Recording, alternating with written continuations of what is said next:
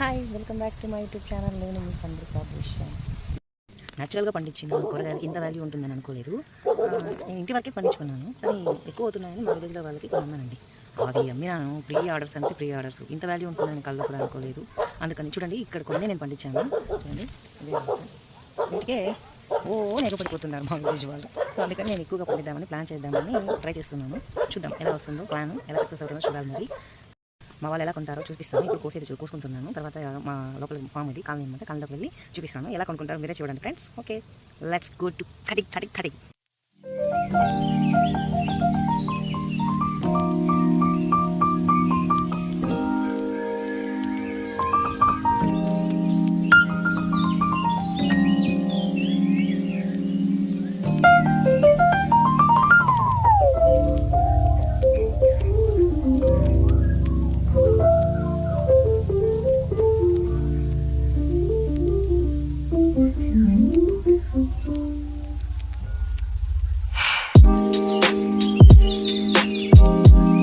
వాళ్ళ కొత్తగా బెండకాయలు ఒక 1 kg దొరికాయి, బీరకాయలు ఒక 4 kgs దొరికాయి, వంకాయలు ఒక 3 kgs, వంకాయలు 3 kgs దొరికాయి.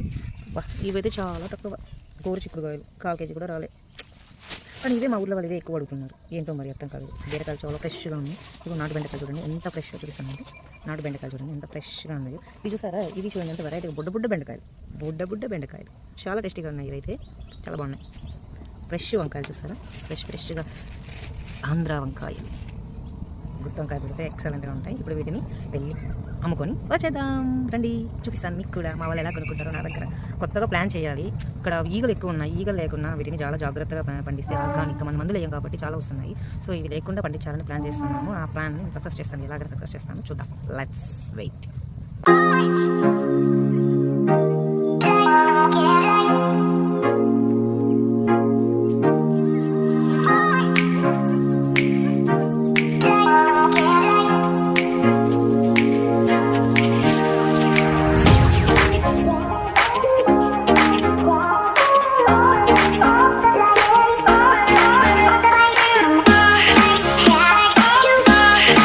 అది బాగా పండిస్తా ఉండదు. బాగా 20 రూపాయలకి అమ్ముతుండది. బాగా తూకం వేస్తుంది. తూకం చూపించు. తూకం బాగా తూచుతున్నా చూడమ్మా. తూకం చూడు, రది చూడు, బాగా తూకం వేస్తున్నది. బిడ్డ బాగా నేర్చుకునింది పనికాడ. మీరు రావాలి కదా. అందరినీ వీడియో తీస్తా ఉన్నానమ్మా, యూట్యూబ్లో పెడతానమ్మా. మా వాళ్ళు చాలా సిగ్గుపడిపోతున్నారు యూట్యూబ్లో పెడతానంటే. ఇక్కడ చూడండి, మా పెద్దమ్మ అవుతారు ఒక ఆమె చాలా సిగ్గుపడిపోతున్నారు. ఏమో మాత్రం